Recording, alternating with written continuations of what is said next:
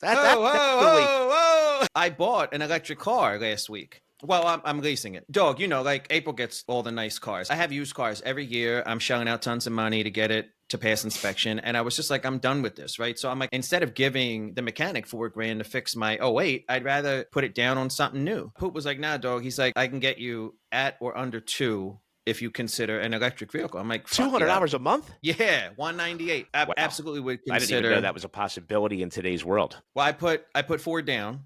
Okay. And it's $198 a month. I work from home, so I can keep it plugged in at the house. Now, granted, that's not as fast as a charging station, but if I'm sitting at the if I'm sitting working or I'm talking to you for 9-10 hours a day, it's plugged in, right? Like it's helping. Like I texted you guys yesterday. I was at the charging station. I went from 44% to 92% in 30 minutes. And it cost me like $28. So it's the same as a tank of gas anyway. You know what I mean? But you're not sitting there for 30 minutes for gas. You're not. Yeah. I'm not saying the trip to recharge is as convenient. There's no way that that's possible. But the car is dope. Like, and I love it. It's got a giant 17-inch screen. That's cool. It's really cool. And there's no CarPlay or Android Auto, which I thought that was going to be an issue, but it's called connected services. The things that the car needs to stay connected to the internet are free. Mm-hmm. So like you can't hop in the car, connect to Wi-Fi and stream Netflix. But like when the car needs to use Google Maps, that has data and it's free. But they have like their own version of Google Maps and it takes charging and your battery into consideration with your route. So it'll tell you like if you want to drive to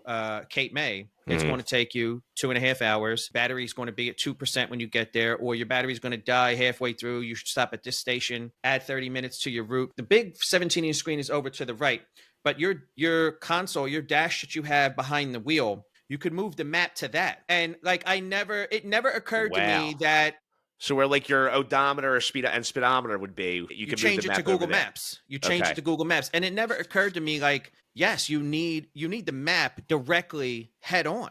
Why would you be wanting to turn up or down? You know what I mean? So like, interesting. The kids love it. I love it. Me and Julia just drive it to the corner and we'll wait for the bus just because it's just so dope to be in. It's not just getting the car and the cool tech inside, which is phenomenal. Dog, it has one pedal. There's no brake. What do you mean it has one pedal? Okay, so the brake is there, but you're only allowed to use the brake when you're in reverse and there's an emergency. What do you mean you're only allowed? It comes with rules? What are you talking about? There's a button on the screen that says activate one pedal. Okay. And when you activate the one pedal, you have one pedal. You push down on the accelerator to go. The harder you push, the faster you go. You let up off the accelerator to stop. The faster you stop, the more abrupt your stop is. Dog, Jiggles sold me the car. He's like, you got to take it out for a ride. I didn't know I was going through training. Okay. He's like, let's take it out for a ride while we're waiting. And I'm like, all right, cool. So he throws me the keys. We hop in the car and we bust a right driving around Southwest. And he's like, I have no idea this is happening. In the middle of the ride, he's like, okay, I'm going to activate one pedal now. He's like, stop using the brake. And he hits the button on the screen. I'm like, Jesus Christ. Like, it's so wild. You've been driving the same way for 30 years, sure. 25 some years. So I'm like, he's like, it takes some getting used to. This was last Thursday or 2 Thursdays ago. I'm still not used to it. And it doesn't use the brake. So when you let up off the accelerator, the battery just stops moving the car forward. They estimate you could get 5 to 8 years on a set of brakes because when you got up off the accelerator, you're not pressing the gas. You're not pressing the brake. You know what I mean? That's amazing. It's wild, dog. Like, and it has this thing called auto hold. When you fully let up off the accelerator, it stops the car. Okay. So like when you're stopped at a red light or a stop sign, auto hold kicks in. Your foot's not on the brake or the accelerator. And then the minute you push down on the accelerator, auto hold lets up. Sometimes when I park the car, it's auto hold, and I don't even have the car in park. Sometimes I'll get out of the car and it's still in drive because I think it was rolling down the goddamn street. It doesn't move. The minute that you completely let up from the accelerator, auto hold kicks in. That's what it's called. It comes up on the screen. Okay. And it's just like you're in park. The thing dings at me and beeps, throws the emergency brake on because I get out of the car. You have to hit three buttons on the screen to shut the car off. It sounds to me like when you take your foot off the accelerator, right, and auto hold comes on, right? Is that what you're explaining? There's not probably as you let up slowly. You have to be completely off for auto hold. But I'm saying there's probably like some sort of sensor that knows when, like, a safe distance to actually stop the vehicle. There's got to be. No, you're completely stopping the vehicle manually. Auto hold only kicks in when your foot is completely off the accelerator. So, all right, what happens if you get too close to a vehicle and have to come to a sudden stop? That's what I said. So A, the car won't let that happen. There is a sensor. If you run in front of me and I'm gently letting up off the accelerator, but I'm not doing a good enough job, and someone dashes out in front of the car, it'll stop. Like you'll get jerked forward. It'll stop immediately. But that's what I'm saying is emergencies, you can slam on the brake. So you have that. It's just like, when you're taking a driving test and the driver has the brake that comes across the center console and into their feet. Okay.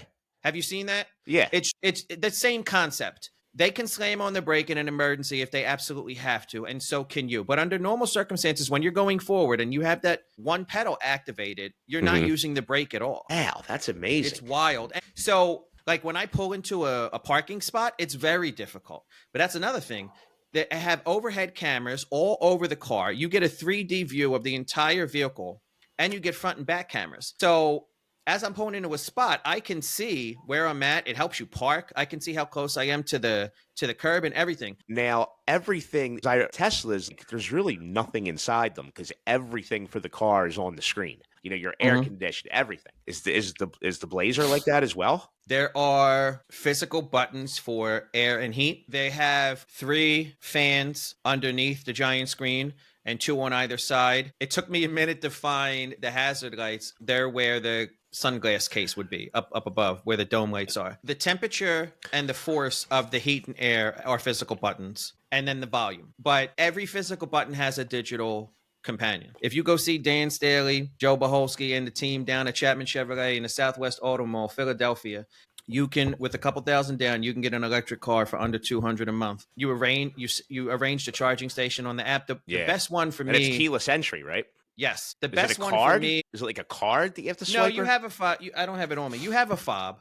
I can start it from my phone. It's crazy. You could see how much battery you have. You can monitor. If you're not at the charging station, and like I just had it plugged in at the crib, you could monitor the battery going up. You know what I mean, from your phone. But there's a super fast charger at the Wawa in Malvern. I don't know if you've ever been there before, but the Wawa in Malvern has like 12 Tesla charging stations and then a bunch of like regular EV charging stations for like GM and other makes and models as well. So I think that's also the difference, I think, a little bit between Tesla and the other EVs. Like I think Teslas are designed to charge much faster. Yeah, they have their own stations, yeah. So a supercharger, if you're able to get in onto one of those, right? Because what I understand too, when they have these charging banks, right, whatever the hell they're called, super fast can go up to 350 kilowatts. I've never gotten that high before, but it could go.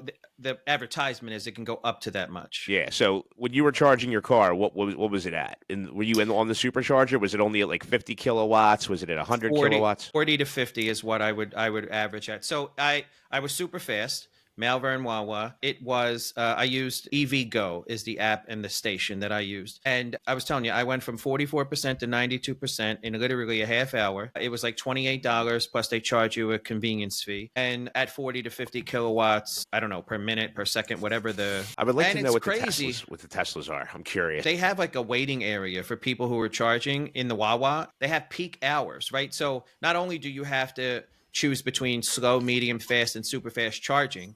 And obviously everybody wants to get into the fast charging, but they have peak, off peak, and super off peak. So let's say midnight to 6 a.m. is super off peak. Okay. It'll cost you less to charge during super off peak. And then off peak might be 6 a.m. to noon. I don't know. I'm making it up. I don't know what the hours are. And it'll be a little more expensive per kilowatt or per percent. They're stroking you. They just want more money. It's the same electricity. You know what I mean? Like there's a mindset change. You have memory muscle from driving with 2 different, a brake and a gas. I have a whole folder of apps on my phone because there's Blink, there's EVgo, there's Amp Up, there's Plug Share, there's EV America. There's like Google Maps tells you every option available to you in your zip code. And so like if you drive to one and you don't have the app installed, you got to sign up for the app. One of them makes you prepay. Like I had to put $20 on the app. I haven't been able to find a friggin' Blink station near me in the last 2 weeks, but I got $20 on the card whenever I get there. It's a little anxiety inducing when you start to get down to like yesterday I was at 40% and I'm like, shit,